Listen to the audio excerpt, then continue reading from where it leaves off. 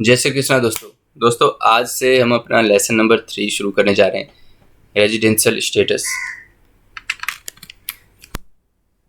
तो residential status नाम से ही पता लग रहा है कि किसी के रहने की जगह का पता लगाना है। ये कहाँ रहता है, कहाँ का इसका घर कहाँ है, इसकी सिटीजनशिप कहाँ है।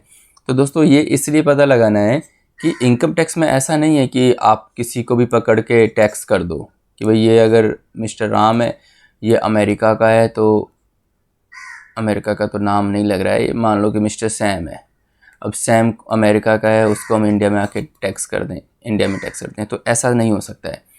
तो किस किस लोगों को टैक्स करेंगे, किन को टैक्स करेंगे, ये इस चैप्टर में हम सीखेंगे।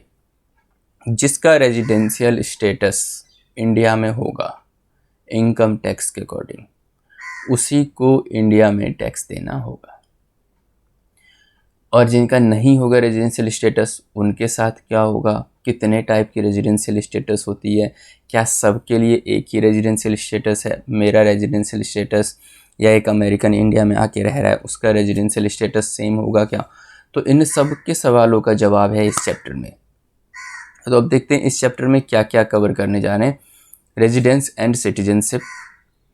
सिटीजनशिप एक अलग है, जैसे हम इंडिया के सिटीजन हैं, हमारे पास जो सिटीजनशिप है वो इंडिया की है, लेकिन अगर हम अमेरिका में जाते हैं और अमेरिका में 1 साल 2 साल काम करके आते हैं, तो हो सकता है उसका लॉ, जो इनकम टैक्स लॉ है, वो ये बोल दे कि अब तुम यहाँ के रेजिडेंस हो तो तुम्हें यहाँ टैक्स देना। और सिटीजनशिप नहीं, रेजिडेंस की बात हो रही है। फिर डिटर्मिनेशन ऑफ रेजिडेंशियल स्टेटस की, रेजिडेंशियल स्टेटस डिटरमाइन कैसे करें, कैसे पता चलेगा। और रिलेशनशिप होगा रेजिडेंशियल स्टेटस और इंसिडेंस ऑफ टैक्स का। रेजिडेंशियल स्टेटस का टैक्स से तो रिलेशन है ही, अगर नहीं होता तो हम रेजिडेंशियल स्टेटस पता ही नहीं करते। तो सर वो क्या रिलेशन है वो भी हम इस चैप्टर में समझेंगे। तो सबसे पहले अगर हम देखें तो 3 टाइप की रेजिडेंशियल स्टेटस जो हो सकती है main. First, resident and ordinary resident, resident और ordinary resident, resident but not ordinary resident, और तीसरा हो जाएगा नॉन रेजिडेंट, मतलब वो इंडिया के रेजिडेंट ही नहीं है। अब इन 3 में कि सर कब रेजिडेंट एंड ऑर्डिनरी रेजिडेंट बन जाएगा कोई इंसान, कब resident and not ordinary resident बन जाएगा, और कब नॉन रेजिडेंट बन जाएगा, वो सब की कंडीशंस दी गई हैं, वही हम इसमें पढ़ेंगे और सीखेंगे। और फिर उसके बाद डिसाइड कर लेंगे कि सर इसका क्या क्या टैक्स बनेगा। वो इसलिए कि अलग अलग स्टेटस के लिए अलग अलग टैक्स के प्रोविज़न है। जैसे कि अगर मैं थोड़ा सा ओवरव्यू दे दूं तो resident and ordinary resident, ROR, उनके लिए क्या है, उनको सभी इनकम पे टैक्स देना है। वर्ल्ड वाइड जो उन्होंने कमाया है ना, उसको इंडिया में टैक्स देना है, resident and ordinary resident. But resident and not ordinary resident के लिए कुछ छूट है, कुछ एग्जेम्पशन है, उनको सभी पे नहीं देना है। और नॉन रेजिडेंट को तो सिर्फ उसी पे देना है जितना उन्होंने इंडिया में अर्न किया या अराइज हुआ है। तो हर कोई चाहेगा कि या तो मैं नॉन रेजिडेंट डिक्लेयर हो जाऊं ताकि मुझे पूरे विश्व में जो मैंने कमाया, वर्ल्ड में कमाया, वो इंडिया में टैक्स ना देना पड़े, या फिर वो चाहेगा मैं resident and not ordinary resident बन जाऊं क्योंकि उसमें भी कुछ डिडक्शंस मिल जाती हैं।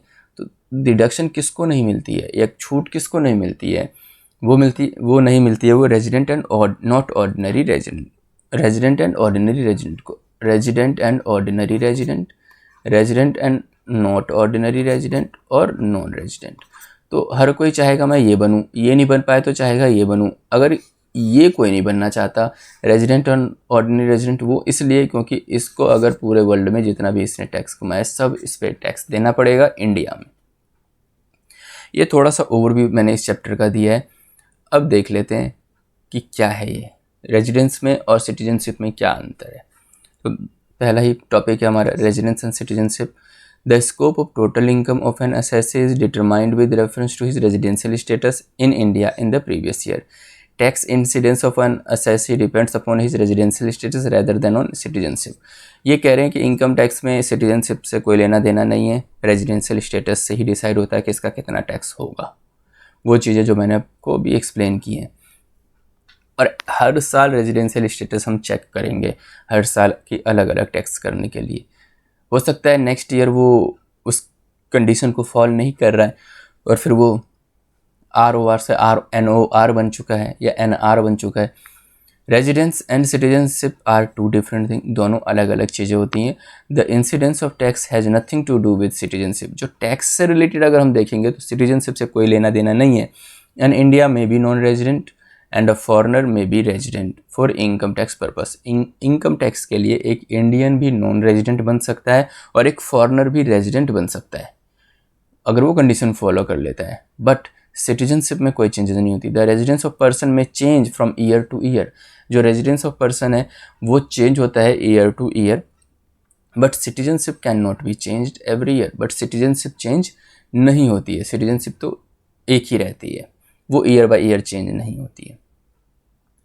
अब हम देखने जा रहे हैं determination of residential status of an assessee. Assessee का रेजिडेंशियल स्टेटस हम देखेंगे और सबसे पहला हम देखेंगे इंडिविजुअल का, मैं या आप, है ना, कोई फॉरेनर इस टाइप से। तो ये एक बेयर एक्ट से लिया गया है, जैसे resident and ordinary resident, resident but not ordinary resident और नॉन रेजिडेंट। बेसिक कंडीशंस क्या है, तो ये जो हमने ऊपर देखा वो एक लॉ का है, उसको हम नहीं पढ़ के हम यहाँ जो इन्होंने सिंपल लैंग्वेज में एक्सप्लेन किया है अपनी बुक में वो देखते हैं कि सर बेसिक कंडीशन क्या है। He is in India in the previous year for a period of 182 days और मोर। मतलब ये कि अगर हम 19-20 फाइनेंशियल ईयर की बात करें या प्रीवियस ईयर की बात करें तो 19-20 में 182 डेज या फिर उससे ज़्यादा कोई व्यक्ति इंडिया में रहा हो, और वो कोई बोलता है नहीं सर मैं तो 180 डेज ही रहा हूँ, तो कोई बात नहीं, उनके लिए दूसरी कंडीशन है he is in India for a period of 60 days और मोर ड्यूरिंग द ईयर। भाई उस प्रीवियस ईयर में 60 या उससे ज़्यादा रहे हो, हाँ अभी तो आपने बोला कि 180 दिन रहे, तो ठीक है जी 60 या उससे ज़्यादा रह लिए। एंड 365 डेज और मोर during 4 immediately preceding previous year. 1920 से पहले के जो 4 साल होंगे, जैसे कि 18, 19, 17, 18, है ना, 16, 17 और 15, 16, इन 4 सालों में अगर आप 365 डेज या फिर उससे ज़्यादा रह लेते हो तो आप रेजिडेंट हो जाओगे। आप क्या कहलाओगे? रेजिडेंट। तो पहले हम रेजिडेंट पता करेंगे कि ये रेजिडेंट है या नहीं, उसके बाद पता लगाएंगे ये नॉट ऑर्डिनरी रेजिडेंट है या ऑर्डिनरी रेजिडेंट है। तो ये हमने पता लगा लिया कि वो 182 दिन या 182 डेज या उससे ज़्यादा रहना चाहिए। पहला कंडीशन, सर नहीं वो 180 दिन से कम, 82 दिन से कम रहा है, तो कोई बात नहीं। तो देखो कि वो 60 दिन से ज़्यादा रहा है उस ईयर में और उससे पिछले के 4 सालों में 365 या उससे ज़्यादा दिन रहा हो इंडिया में। एक्सेप्शंस हैं, एक्सेप्शंस मतलब कि इन दोनों कंडीशन में कोई एक कंडीशन फॉलो नहीं करने पर भी वो रेजिडेंट कहलाएगा। In the following 2 situation basic condition is not applicable.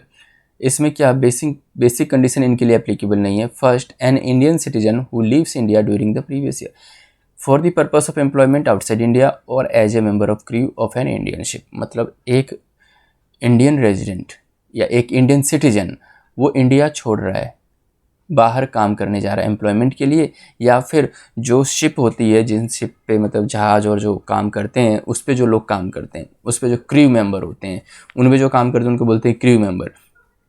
उसके लिए सेकंड, एन इंडियन सिटीजन और a person of Indian origin who comes on a visit to India during the previous year. या कोई इंडियन सिटीजन है या फिर Indian origin का बंदा है। इंडियन सिटीजन और इंडियन ओरिजिन का बंदा ये है, इंडियन ओरिजिन मतलब जो अनडिवाइडेड इंडिया था, चाहे वो पाकिस्तान का है एरिया और ये इंडिया का एरिया है, तो अगर उससे कोई बिलोंग करता है तो वो इंडियन ओरिजिन कहलाएगा। उसके ग्रैंड पेरेंट्स और ये सब यहाँ पे हैं, तो who comes on a visit to India during the previous year, तो इनके लिए ये बेसिक कंडीशन एप्लीकेबल नहीं है। इनके लिए ये बेसिक कंडीशन एप्लीकेबल नहीं है। एडिशनल कंडीशन, एडिशनल कंडीशन क्या है कि अगर कोई व्यक्ति रेजिडेंट तो बन ही गया, अगर वो पिछले 10 सालों में, पिछले 10 इमीडिएटली प्रीसीडिंग ईयर में 10 में से अगर 2 बार रेजिडेंट हो गया हो, या फिर पिछले 7 सालों में 730 दिन या उससे ज़्यादा रहा हो, तो वो बंदा ROR बन जाएगा, रेजिडेंट एंड ऑर्डिनरी रेजिडेंट बन जाएगा। क्या बन जाएगा वो? रेजिडेंट एंड ऑर्डिनरी रेजिडेंट बन जाएगा। तो ये हमने पढ़ा जो इंडिविजुअल से रिलेटेड था। ये हमने रेजिडेंट वाला पार्ट पढ़ लिया। और रेजिडेंट एंड ऑर्डिनरी रेजिडेंट का, रेजिडेंट में क्या था, रेजिडेंट बनने के लिए आपको बेसिक कंडीशन फॉलो करना, वो हमने सीख लिया, 182 डेज या फिर 60 दिन और उससे पिछले के 4 सालों में 365 या उससे ज़्यादा दिन। और रेजिडेंट एंड ऑर्डिनरी रेजिडेंट बनने के लिए एडिशनल कंडीशन कि भाई प्रीवियस ईयर के पिछले के 10 सालों में 2 बार रेजिडेंट होना चाहिए, प्रीवियस ईयर के पिछले के 7 सालों में 730 दिन या उससे ज़्यादा, दोनों कंडीशनों पे और नहीं है, दोनों फॉलो करना पड़ेगा, तो आप रेजिडेंट और ऑर्डिनरी रेजिडेंट हो जाओगे। और not ordinary resident and not ordinary resident RNOR के लिए क्या है, वो रेजिडेंट तो होगा but during the previous year he और she satisfied basic condition but not additional. जो बेसिक कंडीशन तो फॉलो कर रहे हैं, फुलफिल कर रहे हैं, बट एडिशनल कंडीशन फुलफिल नहीं कर रहे हैं, वो नॉट ऑर्डिनरी रेजिडेंट कहलाएंगे। और नॉन रेजिडेंट कौन होगा, जो दोनों में से कोई भी कंडीशन फुलफिल नहीं, जो बेसिक कंडीशन ही फुलफिल नहीं कर रहा है तो आगे तो उसकी बात ही नहीं होगी। बेसिक कंडीशन फुलफिल करके वो रेजिडेंट कहलाएगा, और जब बेसिक कंडीशन ही फुलफिल नहीं हो रहा तो फिर वो नॉन रेजिडेंट कहलाएगा। ये हमने समझ लिया, ये था इंडिविजुअल के केस में। अब देख लेते हैं कि सर HUF के केस में क्या होगा, क्योंकि HUF क्या होती है दोस्तों, HUF होती है Hindu undivided family. Hindu undivided family, इसमें जो भी फैमिली मेम्बर होते हैं वो सारे मिलके काम करते हैं। इसमें जो मेन बंदा होता है वो होता है कर्ता। तो ये देख लेते हैं, Hindu undivided family like an individual, उसको इंडिविजुअल की तरह ट्रीट करेंगे, या तो वो इंडिया का होगा या फिर नॉन रेजिडेंट होगा। इसमें वो RNOR और ये सब नहीं है, इसमें सिर्फ या तो वो रेजिडेंट होगा या तो नॉन रेजिडेंट होगा। A resident Hindu undivided family is इधर ऑर्डिनरी रेजिडेंट और नॉट ऑर्डिनरी रेजिडेंट, या तो वो रेजिडेंट होगा या फिर नॉट ऑर्डिनरी रेजिडेंट होगा। तो following are the rules to determine the residential status of Hindu undivided family. क्या है, resident in India, a Hindu undivided family is said to be resident in India if control and management of its affair are situated wholly in India और partly India and partly outside India. मतलब उनका जो control है, अगर वो India से control हो रहा है, इंडिया, और चाहे वो इंडिया में पार्टली हो रहा है या फिर पार्टली आउटसाइड हो रहा है, तो वो रेजिडेंट इन इंडिया कहलाएगी। It is to be noted that in order to determine whether HUF a resident और non resident, the residential status of karta of the family during the previous year is not relevant. मतलब कि जो कर्ता है वो head होता है, उसका इंडिविजुअल का क्या रेजिडेंशियल स्टेटस है उससे कोई लेना देना नहीं है, उसका कोई लेना देना नहीं है। रेजिडेंशियल स्टेटस ऑफ द कर्ता during the previous year is considered for determining weather a resident of HUF is ordinary resident और नॉट। बस इसका इतना रोल है कि जो कर्ता है, कर्ता का जो अगर रेजिडेंशियल स्टेटस प्रीसीडिंग ईयर में, तब कंसिडर करेंगे ये जानने के लिए कि वो ऑर्डिनरी रेजिडेंट है या नॉट।